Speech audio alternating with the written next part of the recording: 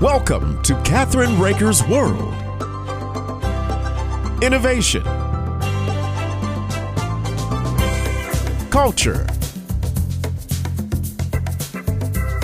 adventure, fashion and health, artists, destinations, traditions.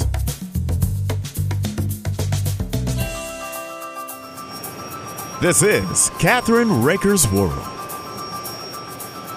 Okay. Hi, this is Kathryn Raaker of Kathryn Raakers World, our syndicated TV show, and Let's Just Talk, our syndicated radio show. We have as a guest today, I'm very excited, Clement Feng, who is the Vice President and Product Management for Briggs Stratton Energy Solutions. He's an experienced executive with expertise in residential and commercial backup power, clean energy, and home improvement products. For more than 2 decades, Feng has helped educate homeowners and business owners to achieve energy independence and improve resilience in managing power outages. Welcome to our show today. I'm so excited about having you because energy has become a very important subject now. Am I correct? Yeah, hi, Kathryn. Very glad to be here. And you're right, energy is a really important part of our lives. It's become even more so with more people working from home or just spending time doing like in a hybrid work environment. And then when you think about all of the appliances and equipment in our homes that are dependent on electricity, computers, your internet service, and then now with electric vehicles, even charging your car might be dependent on having electricity. So it's really important to have reliable electricity these days. Well, you know what I did, I actually have a cooking show I didn't mention as well. So it's really important for me to have power. But what did I do? I changed to gas. I actually easier to work with in the kitchen, especially I made my kitchen like a commercial kitchen. So when you're doing television, you need to have certain things, especially electricity. That's right. So for those who aren't familiar with Briggs and Stratton, I can't believe that, but can you tell us about it if you don't mind? Yeah, absolutely. So Briggs and Stratton is a 115-year-old company, and we are best known for making small engines and lawn and garden equipment, lawnmowers, pressure washers, equipment like that. And over time, as the company has modernized and innovated, we've developed backup power generators, and we also make, whether they're portable batteries or home battery systems too. So, but Briggs and Stratton is all about power and energy. Well, you know, can you tell us what causes power outages and why do they last so long? Yeah, it's not our imagination, but power outages have become more frequent and longer in duration over the years. And there's a lot of reasons for that. I mean, our weather has been pretty volatile, and hurricanes are coming with more frequency. And so folks that are living along the Gulf Coast or anywhere on the East Coast are experiencing more severe storms. And even in the middle of the country, with really powerful thunderstorms, any weather events like that can take down our power lines. And when that happens, you lose power.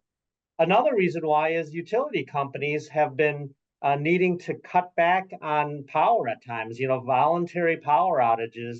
And it's due to maybe the grid is being overloaded. Air conditioning use places a really heavy load on the utility companies in the summertime. And sometimes if there's any kind of a hiccup in transmission or power generation, the utility company has to disconnect certain customers. And then in other cases, a more recent phenomenon during wildfires, utility companies voluntarily cut off power to big sections in order to reduce the risk of power lines coming down and sparking a wildfire. So that's another reason why some folks are experiencing power outages that never used to in the past. Well, a lot of different homes and residential areas now don't have power lines out. They have them underground. Yep. And I like that for the simple reason that we absolutely had some power outages because somebody over on the main street had power lines with trees that would come down and hit the power lines. Do you know what I mean? Yeah, So yeah, it absolutely. used to be a real problem for us. So what can homeowners do to keep the power on even and when there is an outage in your area? Well, the best thing that a homeowner or a business owner can do is to be prepared. You never know when a power outage is going to happen or how long it's going to last. So if you plan ahead, a lot of folks are investing in a backup power generator or perhaps a home battery storage system. And either of those backup power technologies will keep your home running even when the utility power goes out.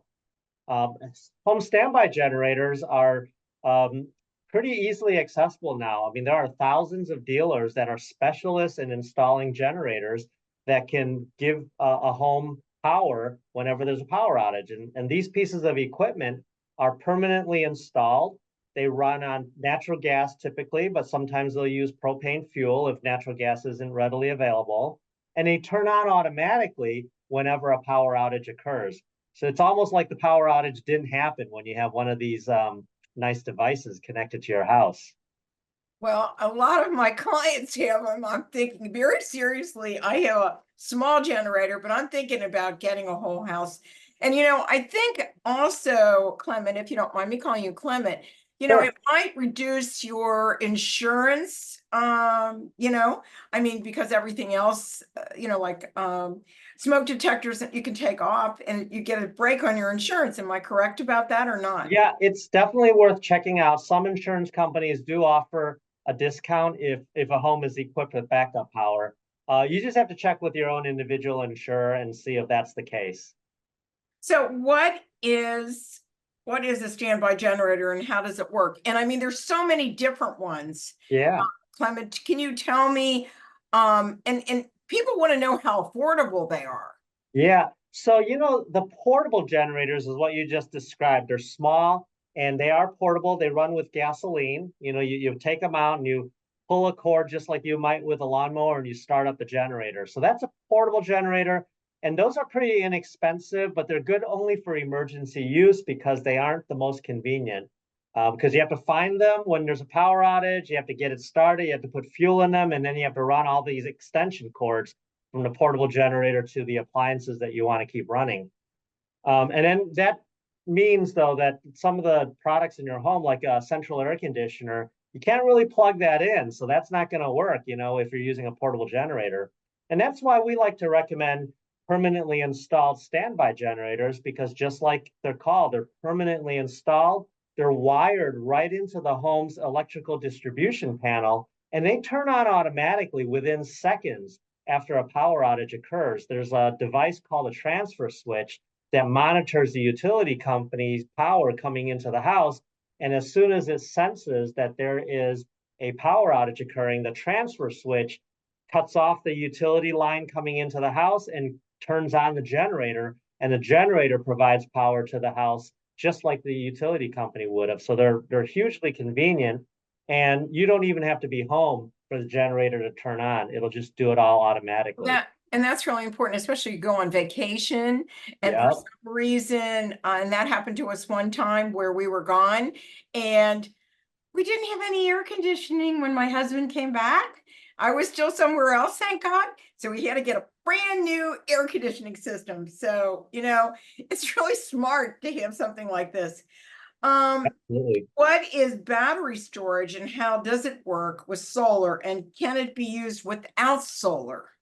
So that's a really good idea. Battery storage systems work just like a generator. And in recent years, the cost of battery technology has come really way down so that it's a feasible alternative to a backup generator now, really for the first time ever.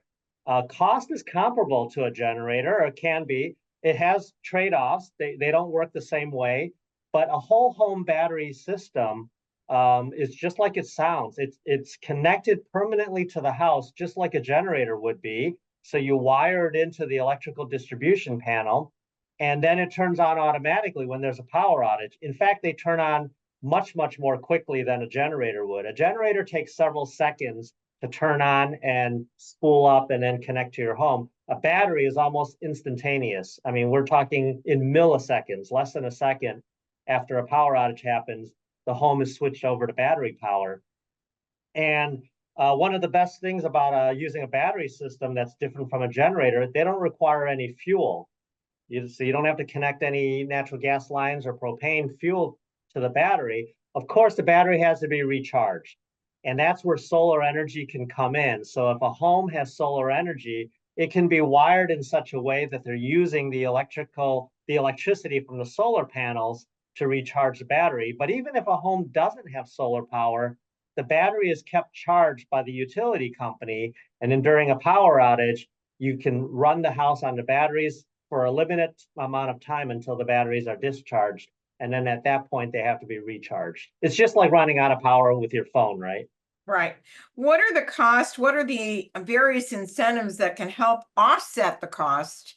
And say, for instance, you get, I don't want to mention a name of a, generator, because, I just don't want to do that. There's more than just one company today. Sure. So can you do it on a long-term plan or something? Because I've heard they're like, am I wrong about saying $10,000 or $12,000? Yeah, you can install a backup power generator for $10,000, $12,000, $15,000, depending on how big it is and how complicated the installation is. And the battery systems can also be around the same price range for equipment alone. Now, with the batteries, you can only get so many hours of backup power before they have to be recharged. A generator will run indefinitely. But one thing very nice about battery systems is they are frequently eligible for an income tax credit. So as part of the Inflation Reduction Act, renewable energy equipment, which includes batteries, come with a 30% income tax credit. So the cost of the whole installation of the battery, including labor and equipment, you can get up to 30% back in your income tax return when you file it the following year. Now, the summer heat waves have absolutely started. We're looking at 96 on Sunday. Oh, and that's it's hot. not going to get any better. And when you're in the Midwest, especially where I am, you have a lot of humidity, which is really hard. And especially if your air conditioner goes out or the power outages, I would suggest go to a hotel somewhere because you don't want to sit and sweat, right? That's true. Very much. So You bring up a really good point. I mean, air conditioning usage is usually the most energy intensive appliance in the house. A central air conditioner uses a lot of electricity. And, running the air conditioner 24 hours a day when we're getting all this high heat and humidity is expensive. And so, folks can save a little bit of money by just watching it carefully and putting in one of those programmable thermostats that winds up turning up the temperature a little bit when nobody's at home. And then when you are home, it can sense when that happens and it'll restore the house to a comfortable temperature for you. And that can go a long ways to helping you manage your utility bills. but when you have your office here, you have to have. So what I've been doing, just to let you know, is I've been using fans. So usually we have a 2-story home. Okay. So what I usually do is put a fan up going towards the upstairs, right? And then I put a fan in the hallway, and then I have all the fans in all of the rooms going. And Fans are a great idea. I mean, they use much less power than an air conditioner, and having some moving air in the house is a great way to reduce the amount of reliance you have on your air conditioner. And the other thing I want to mention is that if you pull the drapes and use blackout things in your windows during this kind of heat, it's a lot cooler. Yeah. And there are energy audits that homeowners can do. You can hire a professional that's trained to look at all the ways your home is using electricity, and then it can look for things like leakage in the windows and doors and make recommendations to seal them up properly, or in some cases replace the windows with newer high energy efficiency products, and that'll help a home reduce its power consumption as well. Well, are the cost and incentives, Clement, the same for a small business? And I run my small business from right here. Yeah. So tell me, is it the same? Oftentimes there are different incentives that can apply. It's, a lot of utility companies and some local or state governments will give incentives to businesses to install backup power or to reduce their energy consumption. But yes, very much businesses, and then in farms too, farms and rural areas, there are incentives to install renewable energy equipment or backup power generation as well, because they know that businesses and industrial facilities consume a lot more power than homes will. Okay, so what are your top 3 energy saving tips for our audience today? Well, we talked about a couple of them. Just watch your air conditioning usage is one. Bring in and have an energy audit done is another one. But homeowners can also just buy a little energy consumption meter and then plug their devices into it, and that'll tell them exactly how much power a particular appliance is using. Like if you're suspecting your TV might be consuming a lot more power than it should, or perhaps your computer equipment, your office, you can plug in some of this and measure exactly how much power is being consumed. And those are great ways to just understand exactly how electricity is being used in your home. Well, how can our audience learn more about your products? Yeah. Well, I'd encourage folks to visit energy.briggsandstratton.com. And that's energy.briggsandstratton.com. And at our website, you can find a dealer that's in your area that can give you a proposal. There's also lots of nice tools that you can use to estimate how much power and what size of equipment you might need for your house. And then you can just, in general, learn about power outages and things that you can do to reduce your risk of it. Love to have you back on again. This will be on TV and radio. And we can't thank you enough for your mission at Briggs & Stratton, for what you're doing for the American public.